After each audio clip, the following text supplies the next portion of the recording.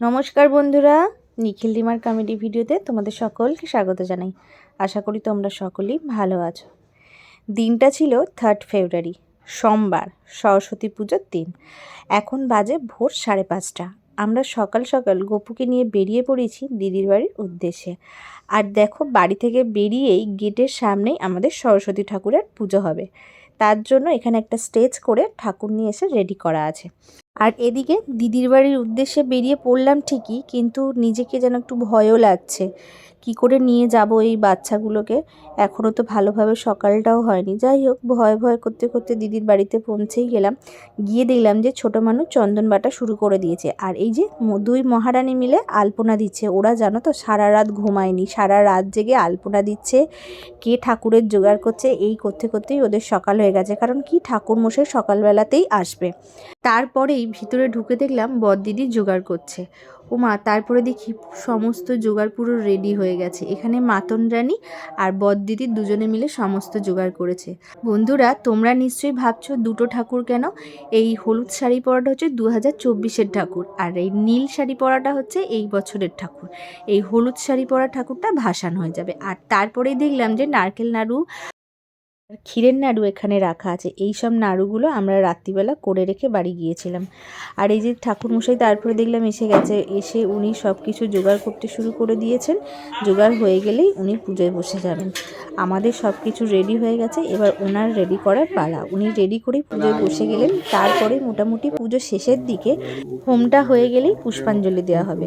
আর এদিকে সব জ্যান্ত সরস্বতীরা বসে আছে। দেখো, সব শাড়ি পরে মুখগুলোই পাল্টে গিয়েছে। খুব সুন্দর লাগছে কিন্তু। আর আমার মেয়েকে তো শুধু জামাইবাবু বলছে পুরো ইন্দিরা গান্ধী লাগছে, কারণ ওর ছোট ছোট চুল। আর টুবু দাদা পাঞ্জাবি পরেছে। আর তারপরেই পুষ্পাঞ্জলি দেওয়ার পর এখানে সবাই মিলে আমরা বসে একটু গল্প করছিলাম। এবার সকলেরই মোটামুটি খিদে পেয়ে গেছে। এবার খাওয়ার পালা। কে কী খাবে সব জেনে নিয়ে মোটামুটি চলে গেলাম রান্নাঘরে। আর তারপরেই দেখলাম কাকিমা বেগুন ভাজছে।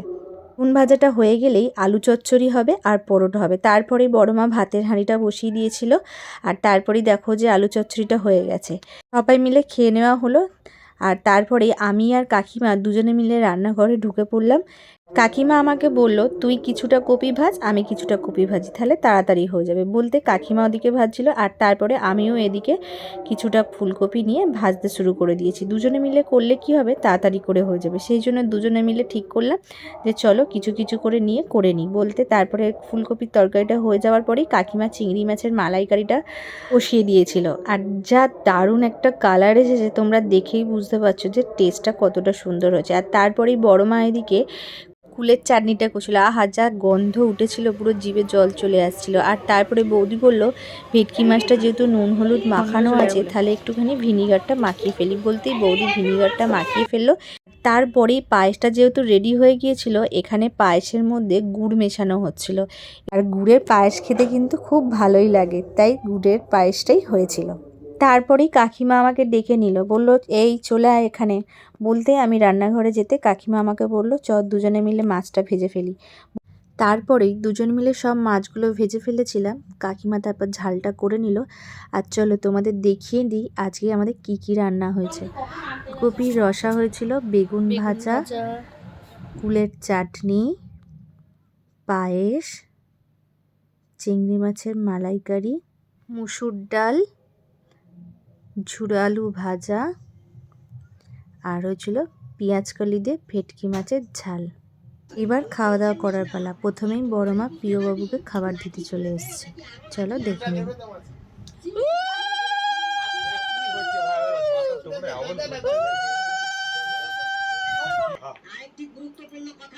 আমার একটা প্লেটেই দিয়ে দেবে মাছ আর সবজি আর ডাল আর ঝুরঝুরে আলু ভাজা দেবে। ঝুরঝুরে হয়ে গেছে হ্যাঁ, চলছে। এই জলের জায়গা তো জলের বোতল দাঁড়া পাঁচটা নিয়ে আয় থালা ও হ্যাঁ আলু ভাজা দেবো এই হচ্ছে আগে লঙ্কা দিয়ে দিওনি তো শুকনো লঙ্কা কি হচ্ছে আমি কিছু বুঝতেই পারছি না, মাথা খারাপ করে দেবে। না, এবার খাও, খাওয়া শুরু করো। এবার কেন হ্যাঁ, এই যে ভাইকে দাও আর প্রিয়বাবু অপেক্ষা করছিল, আর শালা ভগ্নিপতি দুজনে একসঙ্গে খাবে বলে। সিলিন্ডার কেউ লজ্জা করে খাবে না, হ্যাঁ। রান্নাগুলো অসাধারণ হয়েছে। বলো বলো কি বলছো বলো। রান্নাগুলো অসাধারণ হয়েছে। Thank you.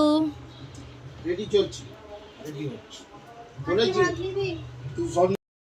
যেখানে পুজো হয়েছে ওখানে চেয়ার টেবিল আছে, কিন্তু ওখানে তো যে মাছ টাছ খাবো না, ওই জন্য এখানেই খাচ্ছি। আর রান্নাগুলো খুব সুন্দর হয়েছে। থ্যাংক ইউ কাকিমা। খাওয়া দাওয়ার পর্বটা সেরেই আমরা সবাই মিলে ছাদে চলে এসেছিলাম এই গোটা রান্নার জোগাড় করতে। তোমরা নিশ্চয়ই অনেকে বুঝতে পারছো না এই গোটা রান্নাটা আবার কী রে বাবা। এটা একটা সরস্বতী ঠাকুরের নিয়ম বলতে পারো, এটা সরস্বতী পুজোর দিনে হয়। চলো তার আগে দিদির বাড়ির ছাদ বাগানটা তোমাদের একবার দেখিয়ে দিই। বেগুন আছে,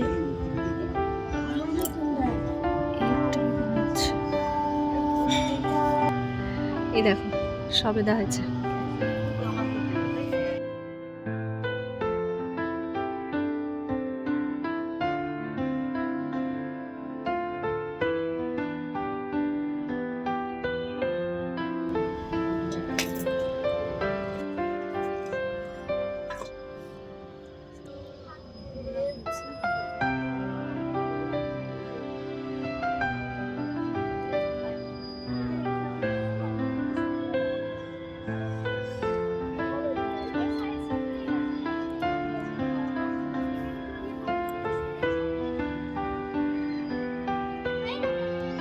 এগুলো কি ফুল জানাবো? এই সাদাগুলো ডালিয়া।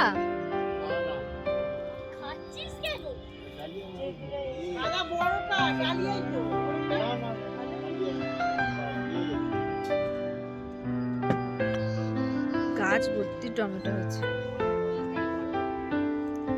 এগুলো এখনো পাকেনি, পাকতে দেরি আছে। আর এগুলো তো লঙ্কা।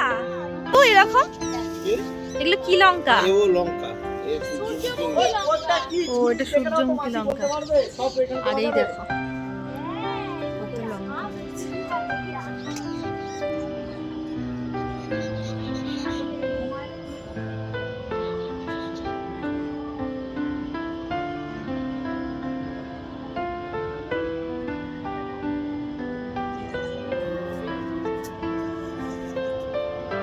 খুব সুন্দর কালারটা। এই যে এইটা, এইটা এটা চন্দন গাছ।